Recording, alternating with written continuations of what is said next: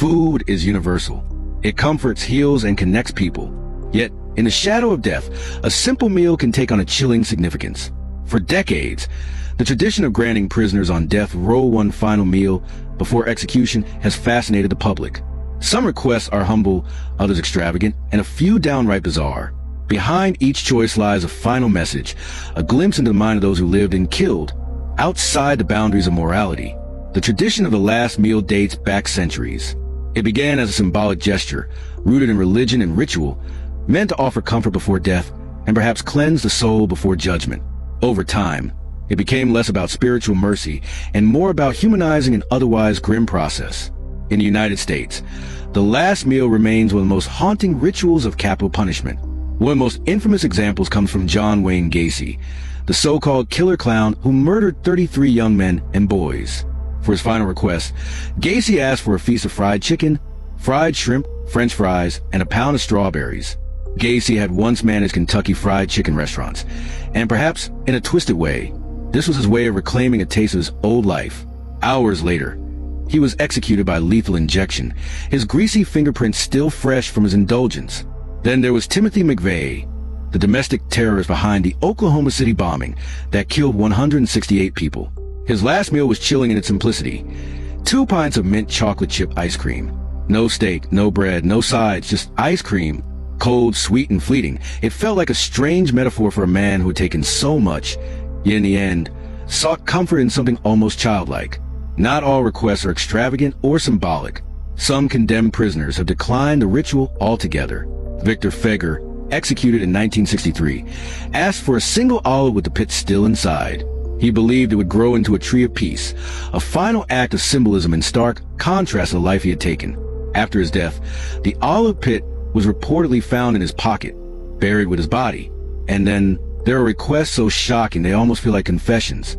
Ricky Ray Rector, convicted of murder in Arkansas, asked for steak, fried chicken, and cherry Kool-Aid, but left the pecan pie untouched. When asked why, he calmly said he was saving it for later. The word sent a shiver down the spine of everyone present, a reminder that his mind was already slipping into the void between life and death. Of course, not every state still honors extravagant last meal requests. In 2011, Texas ended the tradition altogether after Lawrence Brewer, a white supremacist convicted of a racially motivated killing, ordered a massive spread: 2 chicken fried steaks, a triple bacon cheeseburger, fried okra, 3 fajitas, a meat lover's pizza, ice cream, and peanut butter fudge. When the food arrived, Brewer refused to eat a single bite. For Texas lawmakers, it was a final straw. Since then, condemned inmates in Texas received the same meal as every other prisoner that day. But what do these choices really mean? Some psychologists argue that last meals are not just about hunger. They are reflections of guilt, denial, nostalgia, or even defiance. Comfort foods often appear on the menu: fried chicken, burgers, ice cream, reminders of childhood, family, or simpler times.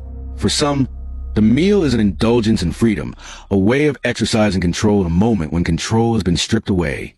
For others, it's a performance, one last statement for history to record. In the end, the tradition of the last meal is less about food and more about humanity's obsession with the intersection of life, death, and morality. It forces us to confront uncomfortable questions. Should mercy be shown to those who showed none? Does a final meal humanize killers? Or does it mock the pain of their victims? Each request tells a story. Some reveal defiance, others show nostalgia, and a few remain mysteries that only the condemned took with them into the execution chamber. The ritual continues to fascinate because it forces us to look into the darkest corners of the human mind, where guilt, memory, and mortality meet over something as ordinary as a plate of food. So the next time you sit down to eat, think of this. For some, that last bite is more than a meal.